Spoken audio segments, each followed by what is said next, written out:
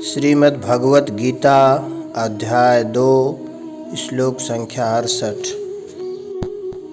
तस्माद्यस्य महाबाहो निगृहीतानि सर्वशः इंद्रियाणीन्द्रियार्थेभ्यस्तस्य प्रज्ञा प्रतिष्ठिता।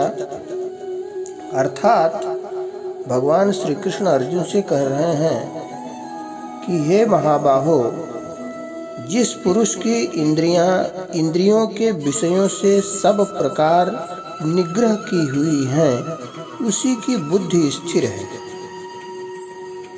60वें श्लोक से मन और इंद्रियों को वश में करने का जो विषय चला आ रहा है, उसका उपसंहार करते हुए तस्मात् पद से कहते हैं कि जिसके मन और इंद्रियों में संसार का आकर्षण नहीं रहा है, उसी की बुद्धि स्थिर है। यहाँ सर्वशः पद देने का तात्पर्य है कि संसार के साथ व्यवहार करते हुए अथवा एकांत में चिंतन करते हुए किसी भी अवस्था में उसकी इंद्रियां भोगों में, विषयों में प्रवृत्त नहीं होती। व्यवहार काल में कितने ही विषय उसके संपर्क में क्यों न आ जाएं, पर वे विषय उसको विचलित नहीं कर सकते। उसका मन भी इंद्रिय के साथ मिलकर उसकी बुद्धि को विचलित नहीं कर सकता। जैसे पहाड़ को कोई डिगा नहीं सकता, ऐसे ही उसकी बुद्धि में इतनी दृढ़ता आ जाती है कि उसको मन किसी भी अवस्था में डिगा नहीं सकता, कारण कि उसके मन में विषयों का महत्व ही नहीं रहा।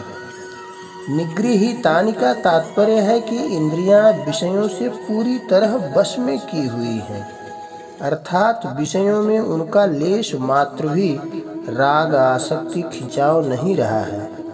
जैसे सांप के दांत निकाल दिए जाएं तो फिर उसमें जहर नहीं रहता, वह किसी को काट भी लेता है तो उसका कोई असर नहीं होता। ऐसे ही इंद्रियों को राग द्वेष से रहित कर देना ही मानो उनके जहरीले दांत निकाल देना है। फिर उन इंद्रियों में वह ताकत नहीं रहती कि वे साधक को पतन के मार्ग में ले जाएं। इस श्लोक का तात्पर्य यह है कि साधक को दृढ़ता से यह निश्चय कर लेना चाहिए कि मेरा लक्ष्य परमात्मा की प्राप्ति करना है, भोग भोगना, संग्रह करना मेरा लक्ष्य नहीं है। अगर ऐसी सावधानी साधक में निरंतर बनी रहे तो उसकी बुद्धि स्थिर हो जाएगी।